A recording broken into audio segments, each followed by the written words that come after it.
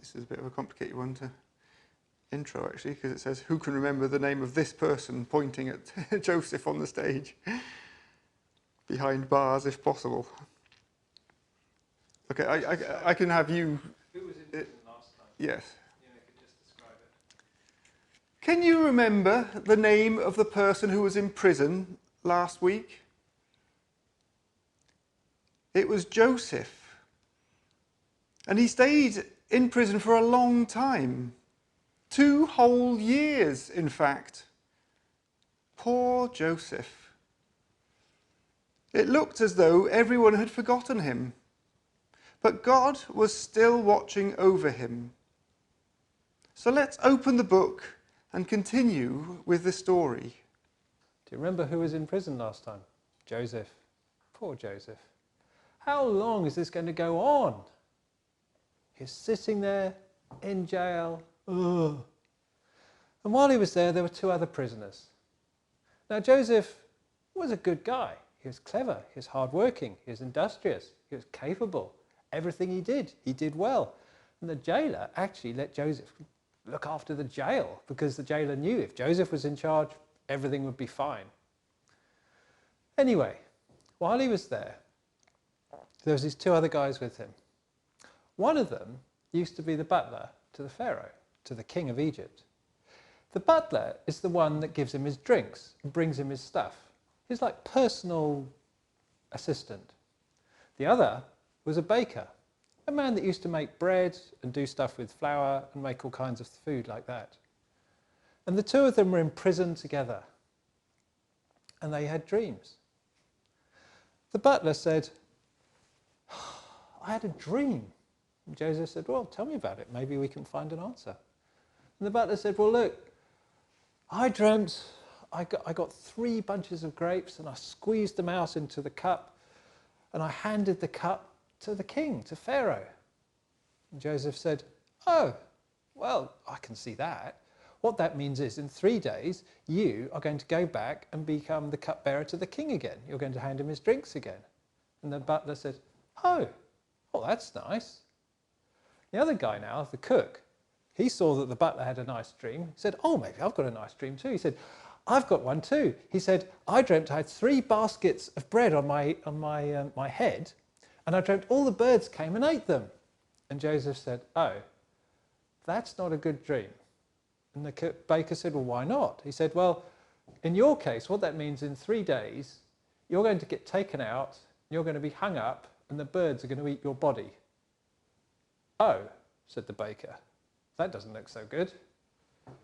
Anyway, it happened. In 3 days' time, the baker went off and, the butler also went off. He went back to his job.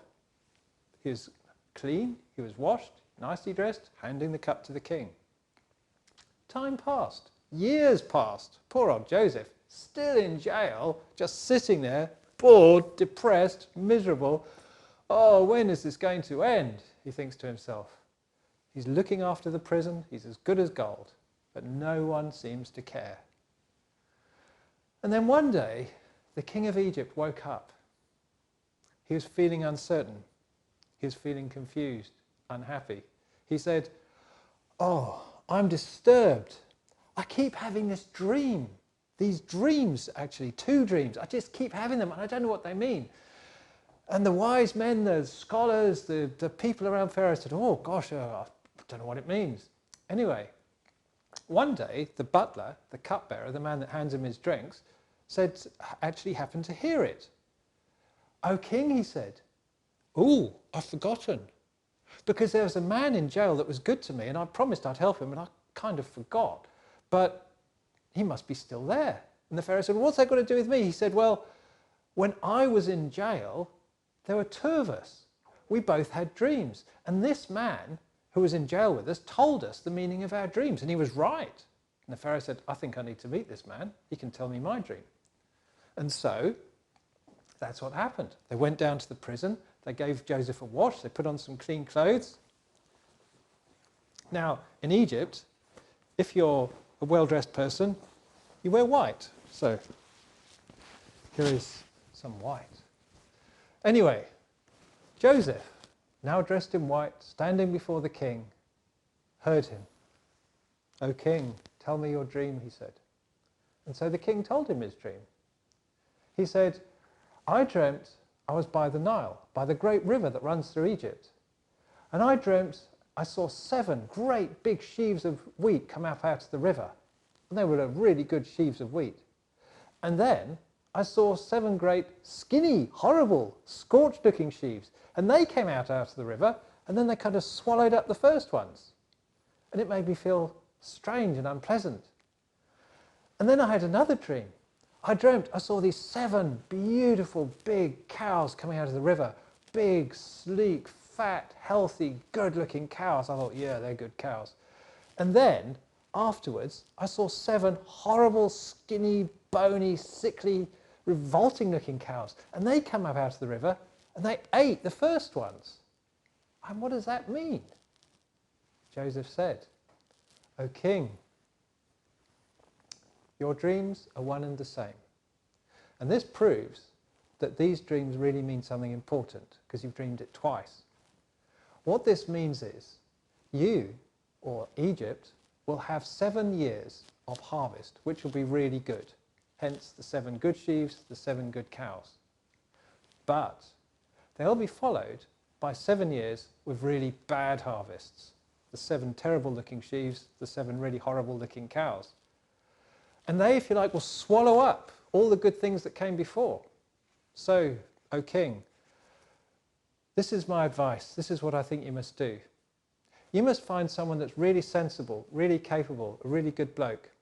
You must put him in charge of things so that during the good harvests, you just gather up everything. You just save it all up. You don't allow it to be thrown away. You don't sell it off. You don't chuck it out. You don't give it away. You just store it up. And then after those years, when everything is going well, then when the years are going badly, you'll have enough to eat." And the king looked at Joseph and said, "Well, you look like a good bloke. You seem to know what you're talking about. Maybe you'd better do it." "I'll tell you what," said the king. "Here's my ring. This shows that you have my authority. The only person in Egypt greater than you will be me. Get busy." And so Joseph did. He left prison and he went out and he organised everything. And during those years of plenty, Joseph stored massive amounts of grain, huge amounts. No one could count the vast quantities of grain which they saved up, the huge amounts. It was massive. And then came the years that were bad, the famine. And the famine hit everyone. But Egypt had food because Egypt had saved up during those good years, because Joseph had known about it and was saving diligently. And so everyone came to Egypt to buy grain, to buy bread, because everyone knew Egypt had bread. Now, the famine in Canaan was bad, where Joseph's brothers were living.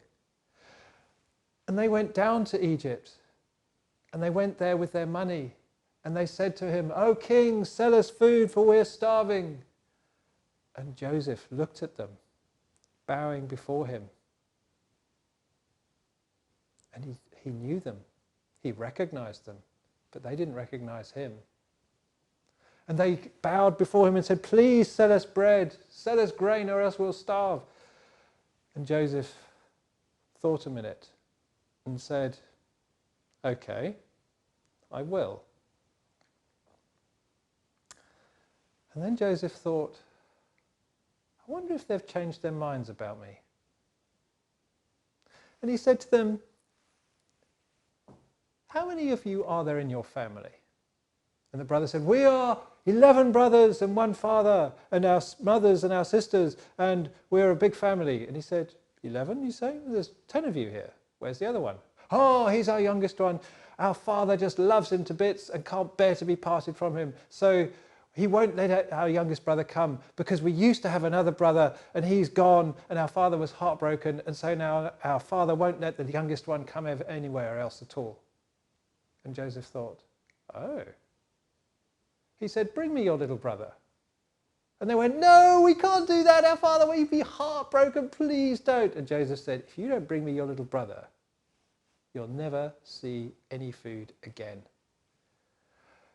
Oh dear. And they went back and they told their dad. And their dad said, oh no, Joseph is gone and now you want to take Benjamin. Oh no, how can you do this to me? And so eventually they were so hungry, little Benjamin went down to Egypt. And Joseph saw his little brother. And he said to everyone, everyone, leave the room. You lot, stay put. And he looked at them and he said, I am Joseph, your brother. And the brothers are terrified. Oh no, what are we going to do? We tried to kill you. We sold you as a slave. Oh no, you're going to be so angry. And he said, brothers, I forgive you. You meant it for evil, but God meant it for good. And because of these things which have happened, great good has come out. And now everyone can eat, because God organized things that I would be here to do this. Brothers, I forgive you. Come, live with me, and let me look after you. There are two things I like about that story. Firstly, God never forgot about Joseph. And secondly, Joseph was able to forgive his brothers. And that can't have been easy. Joseph looked so different that his brothers didn't even recognize him. He could have paid them back for being nasty to him. Instead, he was kind to them and forgave them. Close your eyes and think for a moment of anyone that you might need to forgive today.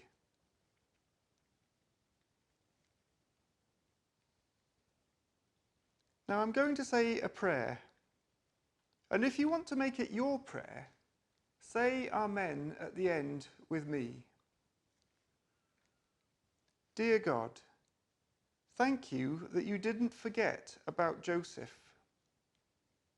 Thank you for helping him to forgive his brothers.